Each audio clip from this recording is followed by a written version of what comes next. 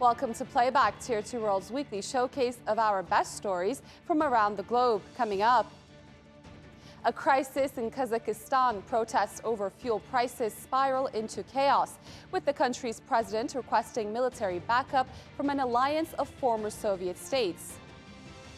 Chaos and carnage at the seat of American democracy. The United States marks the first anniversary of the Capitol Hill riot. President Biden blames Donald Trump for the violence. Turkiye's electric car maker unveils its new sedan at the Consumer Electronics Show.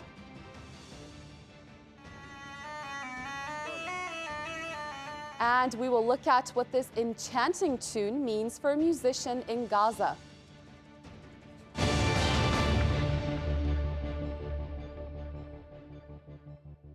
Kazakhstan is in crisis. Dozens of protesters and at least 18 police officers have been killed as security forces try to contain escalating anti-government unrest. President Kassym-Jomart Tokayev has appealed for outside help. As the first Russian troops arrive in the country, the government has announced it will restore vehicle fuel price caps for 6 months in an effort to appease demonstrators. But the uprising appears to be turning into a broader movement of popular discontent. Claire Harriott reports. The speed at which the Kazakh demonstrations spread took the authorities by surprise. Unrest in a westerly province quickly reached the largest city, Almaty, as outrage about rising fuel costs gave way to broader discontent. Social conditions haven't improved a huge amount. Wages haven't improved very much. There's a high inflation in recent years, especially compounded by the coronavirus pandemic too. So these things all kind of fed into the protests.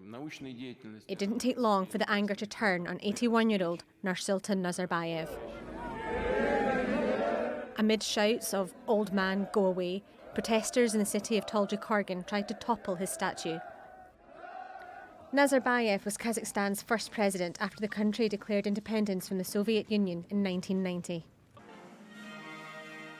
In March 2019, he formally stood down and appointed current President Kassym-Jomart Tokayev his successor. But Nazarbayev lingers as de facto ruler for life, the capital city renamed Nur-Sultan in his honour. There were hopes the new president would change the way Kazakhstan is run. They didn't last long. In June 2019, after Tokayev swept to a dubious victory in presidential elections, protests broke out and 500 people were arrested.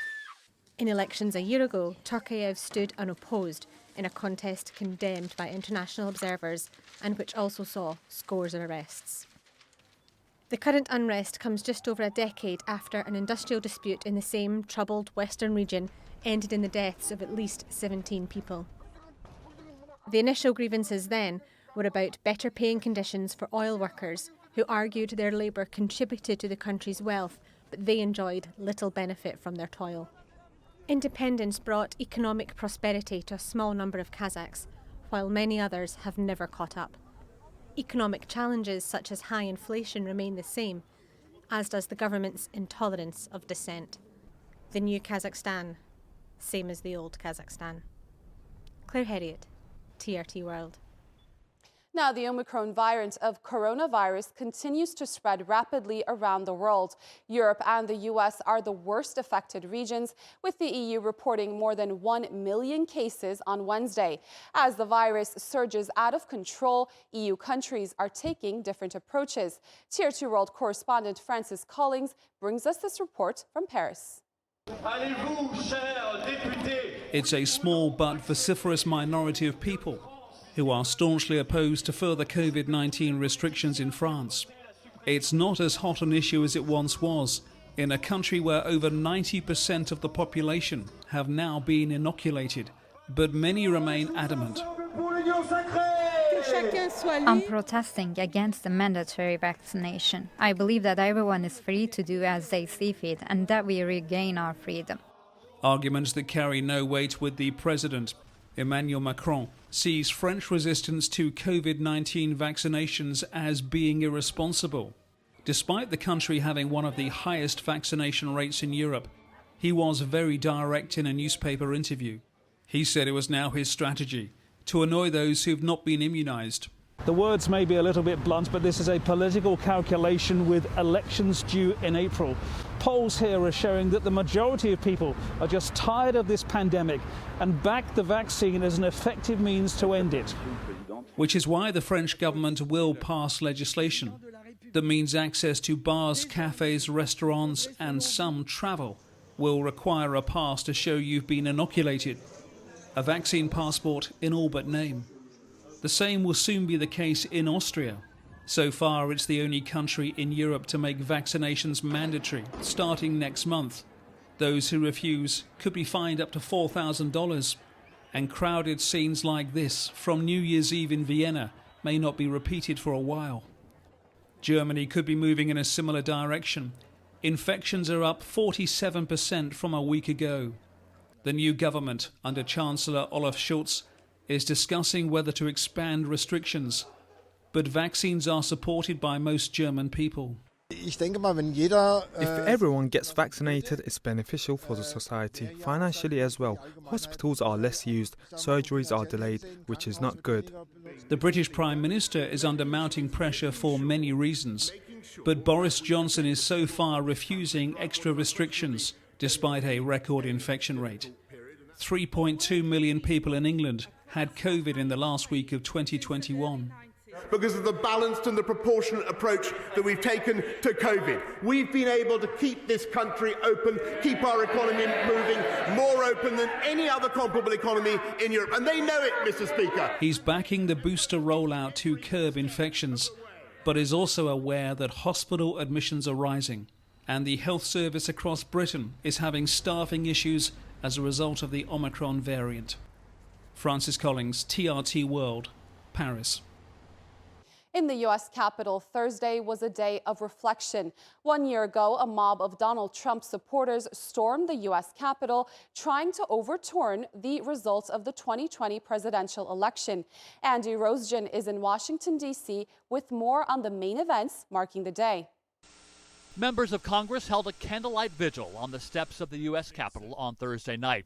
They were there to reflect on the riot of January 6th, an effort to overturn the results of the 2020 presidential election. And at the same time, members of a far-right group were holding their own candlelight vigil.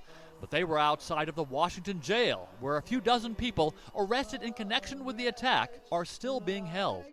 For them to be here a year later, where in my mind they have not been charged, that's wrong. It's a pure injustice, pure and simple. This is a fringe group of the far right, and they're far outnumbered by reporters here, but their influence may be growing. Polls show that a number of Republicans increasingly think that the January 6 rioters should not be prosecuted, even as over 700 of them have been arrested. Had someone had a gun, had two of them blocked off the door, who knows what would have happened. Earlier on Thursday, members of Congress talked about how the riot affected them and democracy in the U.S. The haunting shrieks of the police that day, the officer pinned between the doors at the head of rioters. There were people that stood up for our republic, and there were people that attacked our republic. But only one Republican member of Congress took part. Many of them have been avoiding the topic for months. The day began with President Biden delivering remarks on the riot and former President Trump's role in it. The former President of the United States of America has created and spread a web of lies about the 2020 election. He's done so because he values power over principle, because he sees his own interest as more important than his country's interest and America's interest. Biden pushed back on the false belief among some Republicans that Trump somehow did win the 2020 election. He's not just a former president. He's a defeated former president. Defeated by a margin of over 7 million of your votes. The president never mentioned his predecessor by name, but Donald Trump fired back in multiple written statements, saying that Biden, quote, used my name to try to further divide America. And Trump again claimed, without evidence, that the election of 2020 was rigged. Andy Rostrom, TRT World, Washington, D.C. Over to Turkiye now. On Monday, President Recep Tayyip Erdogan revealed the country's foreign trade figures for 2021. Speaking in Istanbul, he says Turkiye has turned crisis into opportunities, with exports hitting record highs in the past 12 months. Our exports exceeded $200 billion for the first time in our history, exceeding our medium-term program targets.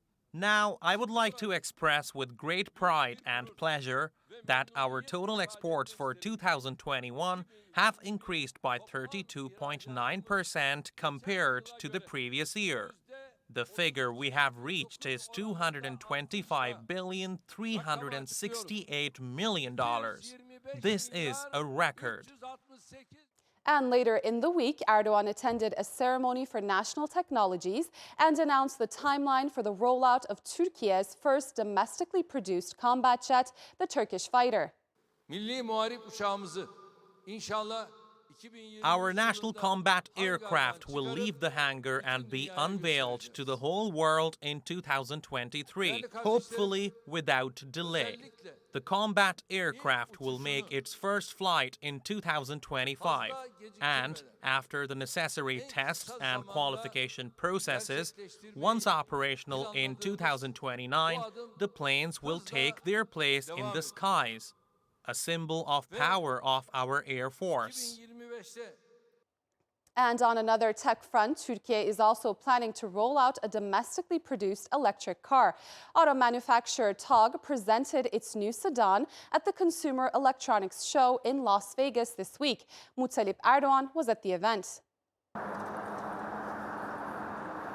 After 2 years, the Consumer Electronics Show is back, and it's welcoming technology enthusiasts to see what developments they may have missed during the pandemic. But organizers say attendance was lower due to renewed worries about the coronavirus in recent weeks. Well, certainly this year's show looks and feels a bit different. Innovation can be messy. We're just truly thrilled to be back in person in Las Vegas. For those that are unable to join in person, many are joining digitally. So before the show launched, which it launched earlier this morning, we've had tens of thousands of people register. So this is the first day. We do anticipate that attendance will be lower than in pre-pandemic years. But like I said, it's a digital component as well as an in-person show as well. And everything from automated race cars to tiny earplugs that can translate into 20 languages at once are being featured at the show. 3, 2, 1. But this year is especially important for Turkiye. Turkish auto manufacturer TOG is presenting its first electronic four-door passenger car at the show. 5 of country's largest engineering powers are working together on this project. The group revealed prototypes for its electronic SUV and sedan 2 years ago, and recently confirmed that the production of both models would begin this year. If there's a chance, if there's an opportunity, we thought, hey, we can be one of the players. And that is quite important for all of us, not only for our investors, not only for our country. Just imagine it as a new technology platform. Most of TOG's parts will be sourced domestically. The cars will also be fitted with TOG's Smart Life technology. It enables users to connect their phones to their vehicle, allowing them to control everything, from music while they drive to interacting with all smart devices in their home. 2 models of the TOG SUV will go into production. One will have a battery capacity of up to 300 kilometers, and the other will have a range of nearly 500 kilometers per charge. The company says it plans to build 175,000 cars a year, and though they'll be sold domestically at first, TOG's electric cars will be ready to hit the international market in 2024. Mutalip Erdoğan, TRT World, Las Vegas. Earlier this week, Sudanese Prime Minister Abdullah Hamdok resigned amidst widespread protests and political deadlock. A coup in October last year derailed the country's already tenuous transition to democracy. Sudan's acting finance minister, Gabriel Ibrahim, has been tasked to form a caretaker government. Liz Maddock looks at how Sudan got to this point and what could lie ahead. Prime Minister Abdullah Hamdok was appointed Prime Minister in 2019. after long-term authoritarian Omar al-Bashir was ousted in an uprising. Civilian and military leaders reached an uneasy power-sharing deal, and elections were planned for 2023. Then, in October, the military staged a coup and placed Hamdok under house arrest. Intense domestic and international pressure led to his reinstatement just a few weeks later. But protests continued because it was unclear just how much power the military was still wielding. I tried to reach a consensus between the civilian and military forces and fulfill our promises to the people of security, peace and avoiding bloodshed. But this hasn't happened. I've tried my best to stop the country sliding towards disaster. Sudan is now crossing a dangerous turning point that threatens its very survival. Hamdok's resignation leaves the army in full control of the government. The path to civilian rule is murkier than ever. We are here to send a message to the whole international community, our young protesters on the street, in order to realize a civil system that is completely no room for the military people. Activists say 2022 will be the year of resistance and they won't relent. Liz Maddock, TRT World.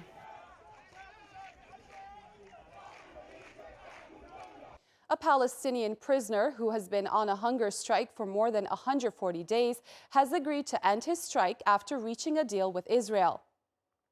Hissam Abu Hawash began the strike in protest to being held without charge. His lawyer says the 40-year-old father of 5 and member of Islamic Jihad is to be released next month. Palestinians have staged protests across the occupied West Bank and Gaza in support of Abu Hawash, and Islamic Jihad threatened military action against Israel if he died in custody. A cameraman working for the Turkish state news agency Anadolu has been attacked by far-right Israeli protesters in front of the hospital where Abu Hawash is undergoing treatment. The cameraman, Faiz Abu Rimele, received both verbal and physical abuse and had to be taken to hospital. Israeli police stepped in and arrested at least 2 of the attackers. The UN Security Council's 5 permanent members, who officially hold nuclear weapons, have pledged to avoid a nuclear war among themselves. The group consists of the US, China, France, Russia, and the UK, although several other countries are also believed to have nukes. Officials from each nation say nuclear weapons should be used for defense only. Australia has denied entry to Novak Djokovic, the world's #1 tennis player, less than 2 weeks before the start of the Australian Open tennis tournament. Australian officials revoked his visa after he failed to provide proof he had been vaccinated against COVID-19. The Serbian star was granted an exemption from Australia's vaccine requirement, allowing him to compete in the Open, but border police say that doesn't mean he's eligible to enter the country. Djokovic has started a legal challenge. A U.S. jury has found Theranos founder Elizabeth Holmes guilty of conspiring to defraud investors in her new defunct blood testing startup. Theranos raised hundreds of millions of dollars from investors between 2010 and 2015. They were told its blood tests could detect a variety of diseases using just a single drop. But Holmes was acquitted of defrauding her patients who received fake test results. Holmes was indicted in 2018 after a series of articles suggested her testing devices were flawed.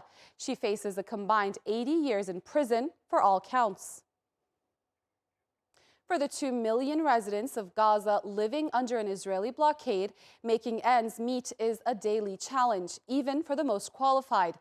The unemployment rate in the Palestinian enclave is 50%.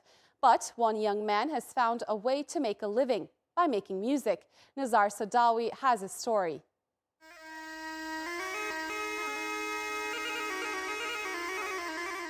The first thing Muhammad Homed does each morning after he wakes up is wander among the branches of wild reeds in the valley next to his house. He collects the most perfect ones, then using a simple kitchen knife, turns them into arguls. Although Muhammad says he's always adored the music it makes, the instrument has also become a means of survival both for him and his family. The argol is a traditional Palestinian instrument that we inherited from our ancestors. I used to see many people playing it, but I wanted to craft it with my own hands and then play it. The living situation in Gaza is difficult, so I started making large quantities of it. And I said to myself, why don't I sell it? I started making quantities of the instrument and going out to public places and selling it. It became a source of income for me.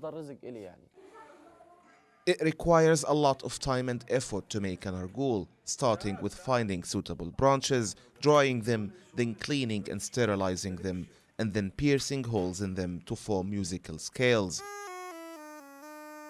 The music of the argol is a welcome sound to Gazans and sounds even more beautiful when played next to the sea. The argol is considered one of the oldest musical instruments in Palestine and was used mainly in weddings and joyful occasions. I come to this place specifically to listen to Muhammad. The way he plays is close to the heart, and his playing touches the soul. No matter how hard I try to describe it, I can't say enough. Muhammad says the argol has been his best friend for years. Not only does he make and sell the instrument, he also teaches people how to use it. Muhammad also uses social media to attract a much larger audience, and he gets special requests too. The tune I play the most is The Lost Years from a Turkish series because it's what people like the most and ask me to play. I sell the instrument and I also teach playing using live streams on Instagram. Most young people use Instagram now, so the platform has become a means of communication between me and young people.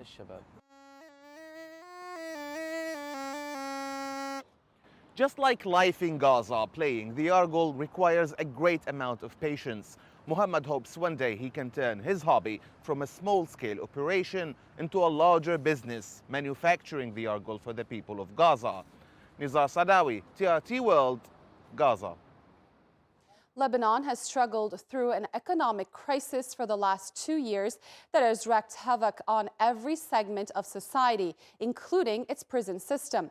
The country's correctional facilities are notorious for their foul and often lawless conditions. As Priyanka Navani reports, the solutions needed are not unlike those needed for the country as a whole. Hadi Shubaki is trying to put his life back together. He got out of prison nearly 2 years ago, but he is still traumatized by his experience inside. It's not for a human. Not allowed the human stay there or live there. If you have money, you live. If you don't have money, they put you outside the rooms. Shubaki is describing Lebanon's notorious Rumiyeh prison, where an estimated 4,500 prisoners are housed, triple the facility's capacity. Rumiyeh is notorious for its hellish conditions, including an extreme lack of electricity, as seen in these photos received exclusively by TRT World. A fresh scabies outbreak has now brought it back into the spotlight. If my parents come to give me money, I can buy the products. If not, no shampoo, nothing for cleaning. Yeah. While concerned citizens and human rights organizations have been calling on the Lebanese government to do more to protect prisoners' rights and provide for their basic needs, it's also been easy for others to turn a blind eye given that the entire country is suffering under a crippling economic crisis that prisons like Rumiyeh are a microcosm of.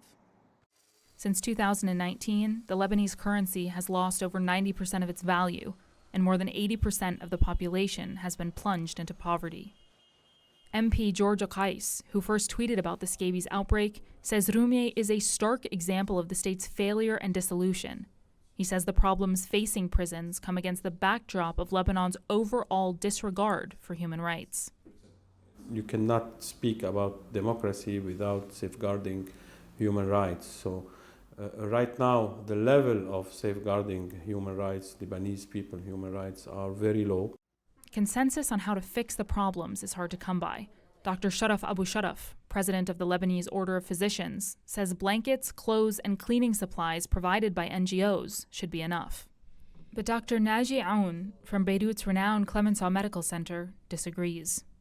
We need to have specific teams working on specific healthcare policies and a response team to help with communicable diseases. In Lebanon, we know that it's very intricated with politics. Shubaki isn't holding his breath. The government is mafia, and the prison is mafia, and the guys inside is mafia. They work inside, they sell drugs. There's another word in the prison. Now that he's free, it takes everything Shubaki has just to provide for his family. Like most Lebanese, prison reform is low on his list of priorities. Priyanka Navani, TRT World, Beirut. Well, that rounds up your week of news here on Playback. Stay tuned to TRT World for the latest stories.